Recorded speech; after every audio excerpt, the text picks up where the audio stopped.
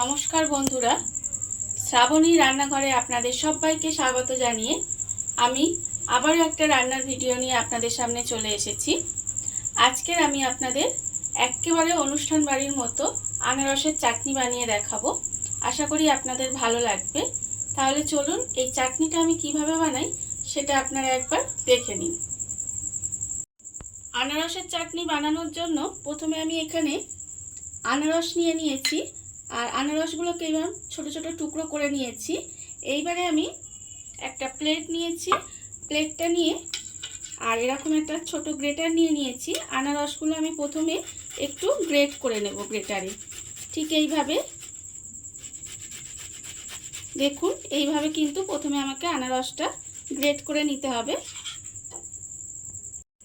আনারসটা আমি এখানে ভালোভাবে গ্রেট করে রেখে দিয়েছি আর অন্যদিকে কিন্তু আমি গ্যাসটা অন করে একটা কড়া বসিয়ে দিয়েছি। এইবারে আমি কড়ার মধ্যে প্রথমে দেবো চিনি। এখানে আমি ছোট্ট দেখতে পাচ্ছেন একটা ছোট এক বাটি চিনি নিয়েছি।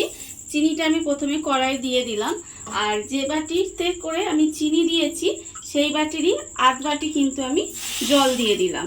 দিয়ে এবারে এই চিনিটা আমি একটু রান্না হতে দেব যতক্ষণ না গলে যায়।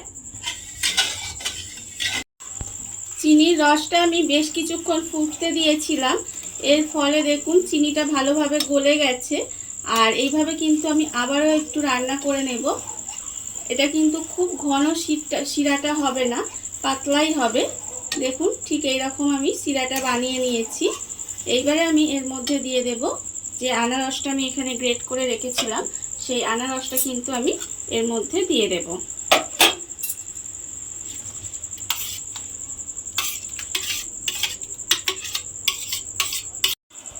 আনারসটা আমি চিনির রসের মধ্যে দিয়ে এবারে একটু ভালোভাবে রান্না হতে দিতে হবে। এইভাবে একটু রান্না হতে দেব। চিনির রসের মধ্যে আনারসটা দিয়ে আমি প্রায় মিনিট 5 মতো এইভাবে একটু রান্না হতে দিয়েছিলাম। এইবারে আমি এর মধ্যে দিয়ে দেব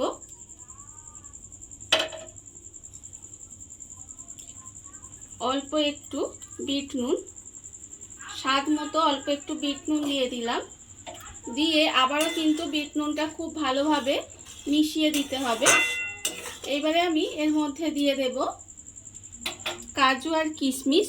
এখানে আমি কিছুটা কাজু আর কিশমিশ রেখেছি, সেই কাজু কিশমিশটাও কিন্তু আমি এর মধ্যে দিয়ে দেব। দিয়ে এবারে গ্যাসটা কমিয়ে আমি একটু রান্না হতে দেব, আর একটু রান্না হতে দিতে হবে আমার। বিট নুন আর কাজু কিশমিশটা দিয়ে আমি কিন্তু আবারও একটু রান্না হতে দিয়েছিলাম। দেখুন চাটনির কালারটা কিন্তু চেঞ্জ হয়ে গেছে, দেখলেই বুঝতে পারবেন। আর চাটনির ঘনত্বটাও কিন্তু এরকমই আমি রেখে দেব। এবার আমি গ্যাসটা অফ করে দেব। আমার কিন্তু চাটনি এখানে রেডি হয়ে গেছে। দেখুন আপনারা বাড়িতে থাকা কত অল্প উপকরণ দিয়ে কত অল্প সময় কত সুন্দর একটা অনুষ্ঠান বাড়ির মতো আনারসের চাটনি তৈরি হয়ে গেছে। আজকের এই রান্নাটা আপনাদের কেমন লাগলো সেটা কিন্তু জানাতে একেবারে ভুলবেন না। আজকের মতো এইটুকু। আপনারা সবাই ভালো থাকবেন, সুস্থ থাকবেন। আবারও হাজির হব নতুন কোনো রান্না নিয়ে।